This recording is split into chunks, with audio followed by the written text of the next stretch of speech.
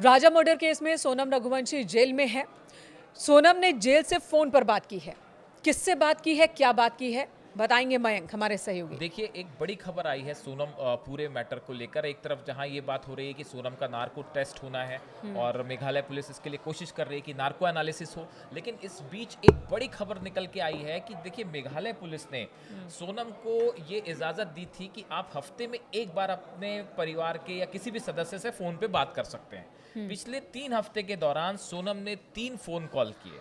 परिवार के लोगों को और या कहीं अब और? ये बड़ा सस्पेंस है कि सोनम ने 3 कॉल किसको किए। क्या वो कॉल अपने भाई गोविंद को किए हैं, क्या वो कॉल अपने माता पिता को किए हैं, या वो कॉल किसी और को किए, और इस दौरान क्या बात हुई, ये एक बड़ा चर्चा का मुद्दा बना हुआ है। और सोनम को लेकर अब जो उनके पति थे राजा रघुवंशी, उनके परिवार वालों का कहना ऐसा है कि इस पूरे मर्डर केस में सोनम अब भी कुछ छुपाने की कोशिश कर रही है, और जब तक उसका नार्को एनालिसिस नहीं होगा, सच सामने नहीं आएगा। और जो फोन कॉल वाली आपने बात की है, बताया जाता है कि राज और सोनम अब भी पुलिस के सामने अपना स्टैंड बार बार बदलने की कोशिश करते हैं। मानो वो कोशिश कर रहे हैं कि पुलिस को बरगलाने किसी की। तरह बरगलाने की कोशिश की जाए। और इस दौरान ये जो 3 फोन कॉल हुए हैं, ये बड़े चर्चा का विषय हो गए। ये 3 फोन कॉल किसे किया सोनम ने? अगर पुलिस की भी नजर होगी इस बातचीत पर। हाँ, इस पे पुलिस की नज़र होगी, लेकिन देखिए, पुलिस की तरफ से ये भी होता है, जो आप डिफेंस लॉयर हैं सोनम के, जो भी केस लड़ेंगे, उनकी तरफ से ये भी बात होती है कि भाई आप जो है अपने परिवार के प्राइवेसी। किसी सदस्य, प्रिवेसी के साथ आप बात कर सकते हैं। तो इस तरह से भी अलाउ किया जाता है कि आप बात करें।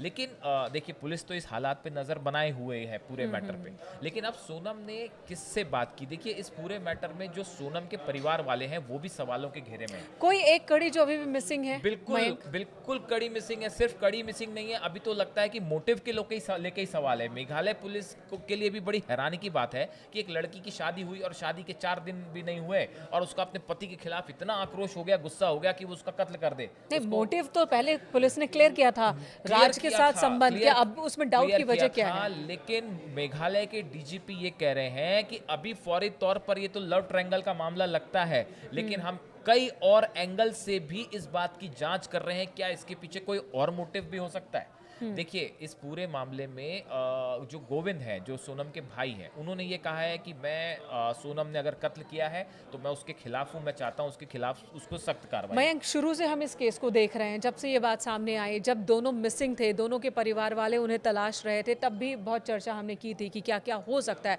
तब आपने बातचीत में ये भी कहा था कि मुमकिन है कि सोनम ही इस वारदात को सोनम ने अंजाम दिया हो। सोशल मीडिया पर भी ये चर्चा चल रही थी। तब मैं मानने को तैयार नहीं थी आपकी बात, लेकिन बाद में पुलिस की जांच में यही थ्योरी सामने आ गई।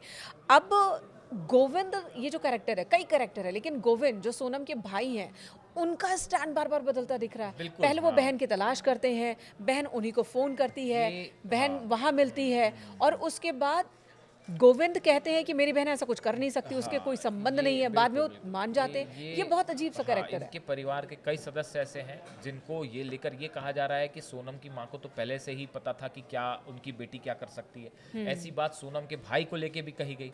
और अब सोनम ने किनसे फोन पे बात की है और क्या बात की है, ये दोनों चीज़ें ऐसी हैं जिसको लेके अब राजा के परिवार वाले जो है वो सवाल उठा रहे हैं। वो ये कह रहे हैं कि सोनम की किनसे फ़ोन पे बात हुई है, ये पब्लिक होना चाहिए कि सोनम ने जो 3 कॉल किए जेल से, ये किसे किए हैं, उनसे क्या बात की है, ये बात सार्वजनिक होनी चाहिए।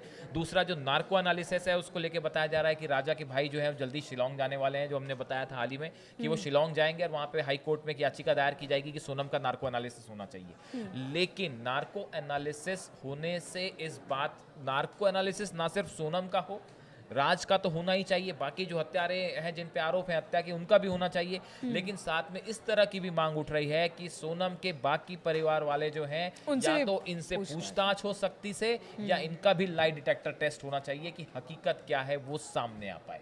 तो इस तरह से देखिए, इस पूरे मैटर में अभी भी बहुत सारी कड़ियां हैं जो आपस में जुड़ नहीं पाई हैं, और अभी भी एक बड़ी पिक्चर अब भी सामने आनी बाकी है।